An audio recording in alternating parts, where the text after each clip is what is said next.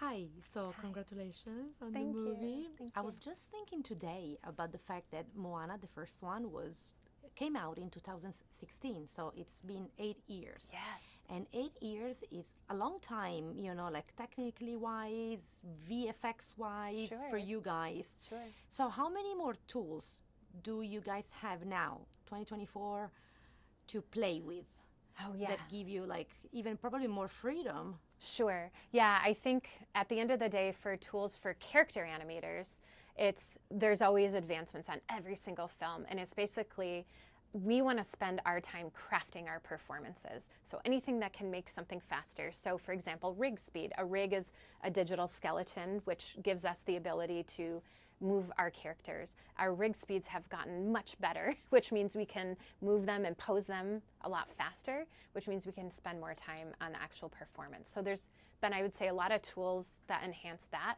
With things like the water, there's a lot of technology advancements on the first film, and so we were able to leverage and take that even further on this film. There are many new characters this time. Yes. Older generations, newer generation. Can Yeah. you tell us something more about them? Sure. So I think my favorite new character is probably Samea. She's Moana's little sister. She's about 3.5 years old, and she's very much Moana's sister in the sense that she's also very driven and determined, and I just love the charm that she brings to all of her scenes and entertainment, and watching the two of them together. We also have characters like Loto, Kele, Moni. Moni is very much, he is a character that knows every legend of every demigod, but Maui, his most favorite, and he is just a huge fanboy of Maui. Kele is our kind of grumpy, salty farmer. He's brought on the crew as a source for food for the crew, and he is someone that is very expressive. He has never really set foot off land, so it adds to a lot of comedy in the film. And then Loto, she is our creative genius. She's constantly improving the canoe. So she's never satisfied with what her new invention is, and I love this about her, is as soon as she's come up with her creation, it's never good enough for her. Even though it's working great, she's willing to throw it away and try what is the next version of that. So I love this new whole crew members. So the Samoan culture is part of the movie. Mm-hmm. What is the even like a piece or something that about the characters that recalls the Samoan culture that you like? Oh, sure.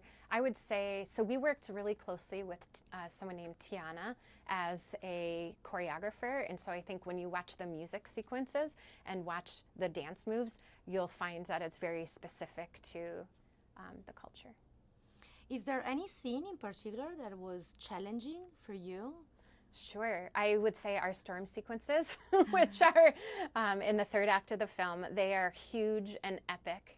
And it is our villain, basically. And they were very challenging to work on. And we all were very excited as we were finishing those sequences, because we have our crew members on the canoe, and they're going through very high waves and things like that. You have tornadoes that are chasing them, and it was very epic and big.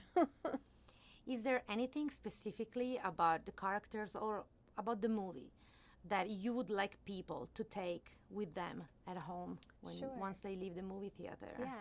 I love that this film is about connecting people. And I love that she's part of her village. The community is so important to her. And for the community to evolve, and there's the ocean connects all of them. So a huge part of this film is Moana looking to connect her people with others, which I think is a very important theme.